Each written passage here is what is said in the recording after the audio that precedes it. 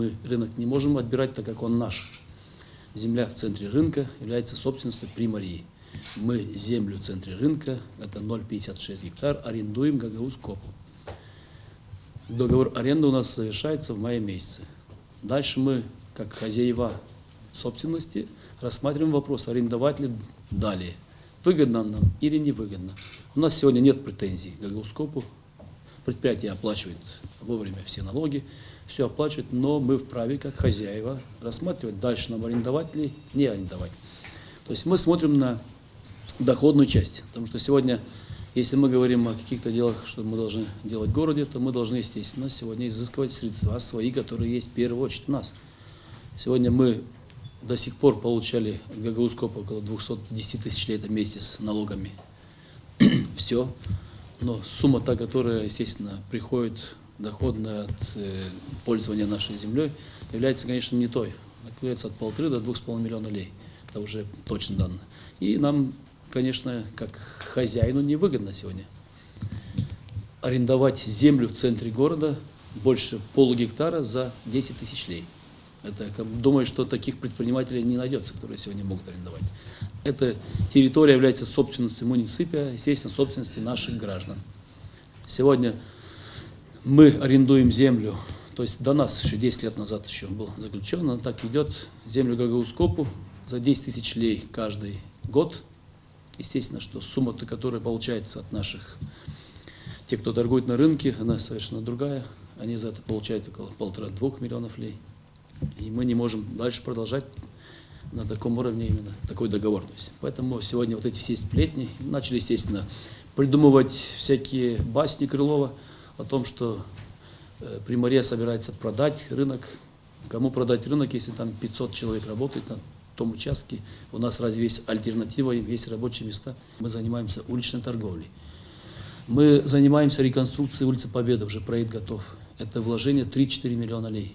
Мы занимаемся уборкой вокруг этого рынка, не получая взамен, можно сказать, что ничего, там весь мусор уходит с этого рынка. А доходы наши в этом году будут составлять 130 тысяч лей.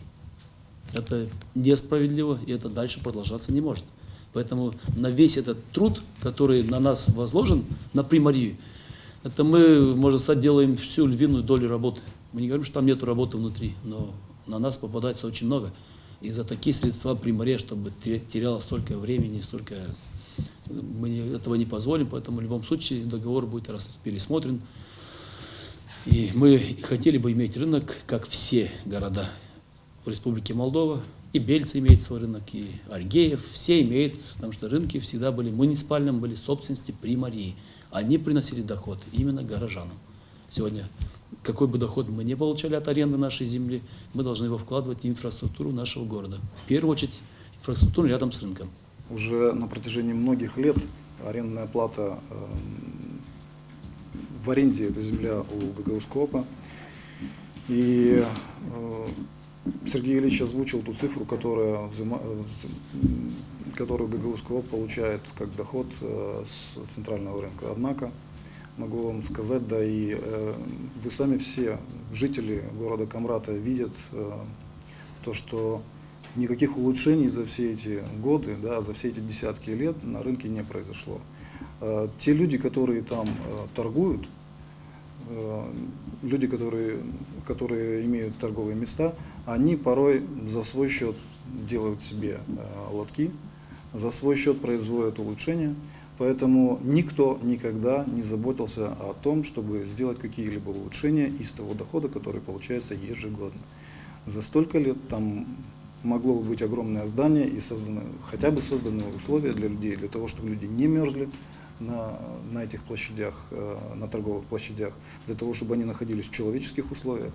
Поэтому данное решение, конечно, оно еще не окончательно принято, но работают специалисты над тем, чтобы произвести подобного рода операции. И для того, чтобы народ почувствовал себя в заботе, которую должны оказывать ему власти города. Как любой другой хозяин, наверное, Сергей Ильич правильно поднял данный вопрос, и правильно мы работаем в данном направлении. Любой хозяин, который смотрит в свой огород, в свой двор, он всегда видит, что улучшить, чему уделить внимание, где что привести в порядок. Поэтому и здесь все происходит таким же образом. Наводить порядок необходимо. Если те люди, которые сегодня являются арендаторами данного земельного участка, данного рынка, не принимают никаких мер и основываются на том, что так всегда было, так и будет, конечно, это неправильно. Надо говорить о том, что нужно идти навстречу людям. Поэтому я хотел бы успокоить тех людей, которые имеют торговые места. Никто не трогать вас не будет, никто выгонять вас оттуда не будет.